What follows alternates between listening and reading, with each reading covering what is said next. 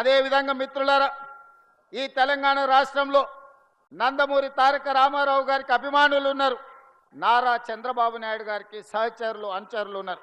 వాళ్ళందరికీ నా విజ్ఞప్తి ఒక్కటే, ఈ తెలంగాణ రాష్ట్రంలో తెలుగుదేశం ఉండొద్దని కక్ష గట్టి ఆ పార్టీ నాయకత్వాన్ని దెబ్బతీసిన చంద్రశేఖరరావును బీఆర్ఎస్ను సమూలంగా 100 మీటర్ల గోతి తీసి పాతి పెట్టినప్పుడే బీఆర్ఎస్ వాళ్ళు గద్దెలు దిగాలి, ఊర్లలో బీఆర్ఎస్ దిమ్మలు కూలాలి.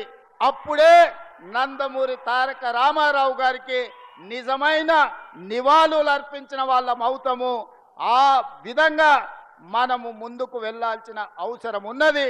బీఆర్ఎస్ను బొందబెట్టాల్సిన బాధ్యత మన అందరి మీద ఉన్నది. మిత్రులారా, ఈనాడు ఖమ్మం జిల్లా ప్రజలు తెలివైనోళ్ళు. ఖమ్మం జిల్లా ప్రజలు పోరాటానికి ప్రతిరూపం. 2014లో మీరు గుర్తించరు, బీఆర్ఎస్కి ఒకటే సీట్ ఇచ్చారు. 2018లో గుర్తించారు, బీఆర్ఎస్కి ఒకటే సీట్ ఇచ్చారు. 2023లో గుర్తించారు, ఒకటే సీట్ ఇచ్చారు.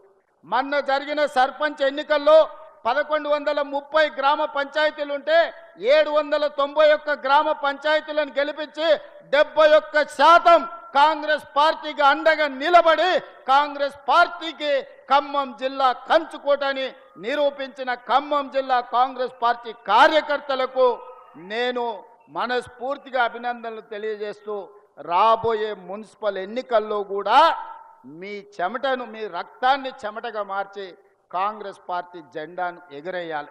చిన్న చిన్న విషయాలు ఏమున్నా అంతర్గత సమావేశాలలో మాట్లాడుకోవాలి. పార్టీకి అవసరమైన సూచనలు, సలహాలు ఇవ్వాలి. పార్టీ ఒక నిర్ణయం తీసుకొని జిల్లా పార్టీ అధ్యక్షులు, రాష్ట్ర పార్టీ అధ్యక్షుడు ఎవరికి బీఫామ్ ఇస్తే వాళ్ళ గెలుపు కోసం పనిచేయాలి.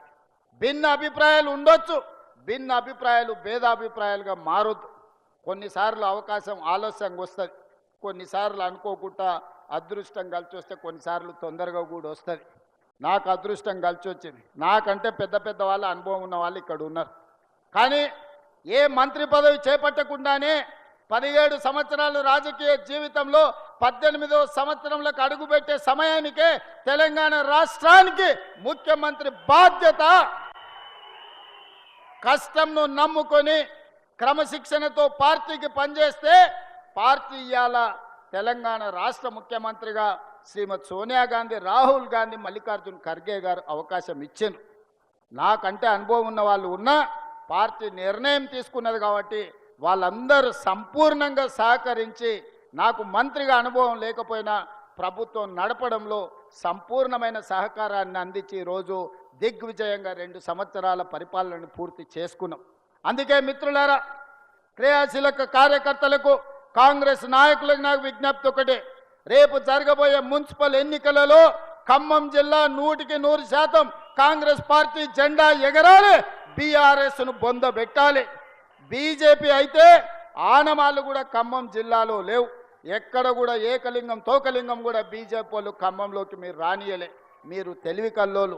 అందుకే బీజేపీని రాజ్యాంగానికి ప్రమాదం పొంచి ఉందని మొదటి నుంచి ఖమ్మం జిల్లాలో బీజేపీని నిషేధించారు.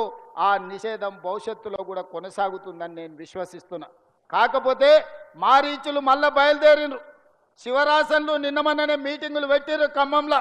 శివరాసన్ మాటలు నమ్మో, మారీచుడి మారువేషంలో వచ్చినోని నమ్మో, ఒకటో ఆరో అక్కడ ఇక్కడ తులసి వనంలో గంజాయి మొక్కల్లాగా ఎవరన్నా గెలిపిస్తారంటే గెలిచినోడు మళ్ళీ మీ కాళ్ళల్లో కట్టబెట్టి ఖమ్మంకు వచ్చే ప్రాజెక్టులను నిలిపివేసే ప్రమాదం ఉన్నది.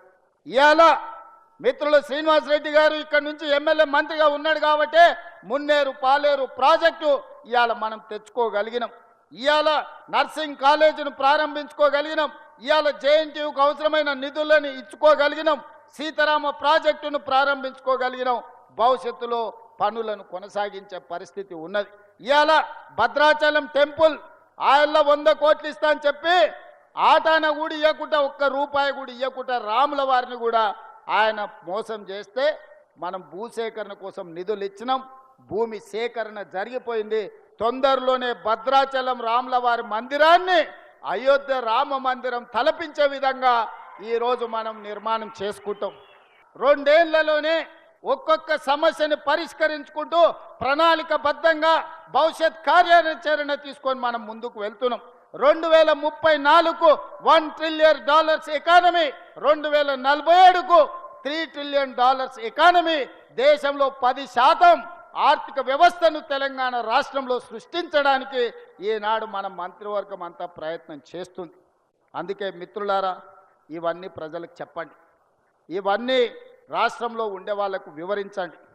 వాడో వీడో వస్తున్నామని ఏడికి రాడు, వచ్చేటోనికి ఇరిగింది ఫామ్ హౌస్లో వండుకున్నాడు. ఇంక వచ్చేటోడు ఎవరు లేడు, లేచేటోడు లేడు, లేచి నిలబట్టోడు లేడు, వచ్చేటోడు చెప్తే నమ్మేటోడు లేదు. 94 నుంచి 2004 వరకు తెలుగుదేశం పార్టీ అధికారంలో ఉంది. 2004 నుంచి 2014 వరకు 10 ఏళ్ళు కాంగ్రెస్ పార్టీ అధికారంలో ఉంది. 2014 నుంచి 2023 వరకు 10 ఏళ్ళు బీఆర్ఎస్ అధికారంలో ఉంది. 2023 నుంచి 2034 వరకు మనమే అధికారంలో ఉంటాం. చరిత్ర పునరావృతం అవుతుంది. నేను చెప్పింది జరగకుండా ఉన్నది ఒక్కటి లేదు. ఈరోజు ఈ ఖమ్మం జిల్లా నుంచి రాముల వారి సాక్షిగా నేను చెప్పదలుచుకున్నా, ఆనాడు 10 ఏళ్ళు తెలుగుదేశం, మళ్ళీ 10 ఏళ్ళు కాంగ్రెస్, ఆ తర్వాత 10 ఏళ్ళు బీఆర్ఎస్.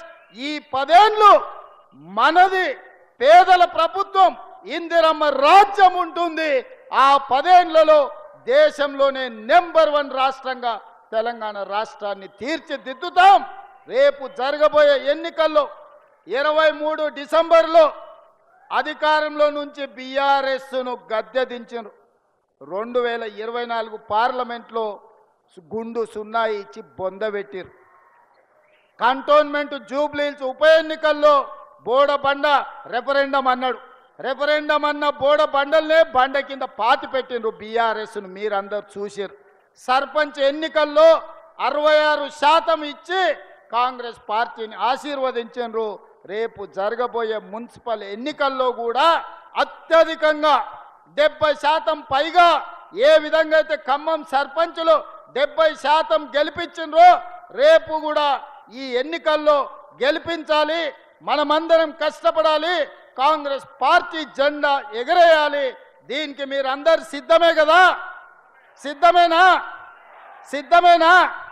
సిద్ధం అన్నోళ్ళందరూ చేయి పైకెత్తండి. జై కాంగ్రెస్, జై కాంగ్రెస్.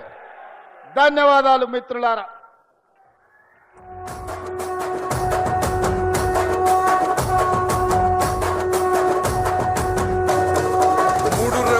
జెండా బట్టి సింగమోలే కదిలినాడు ఒక్కరో కాంగ్రెస్ సూర్యుడు, మన రేవంత్ అన్న నిగ్గదీసి అడిగే మునగాడు.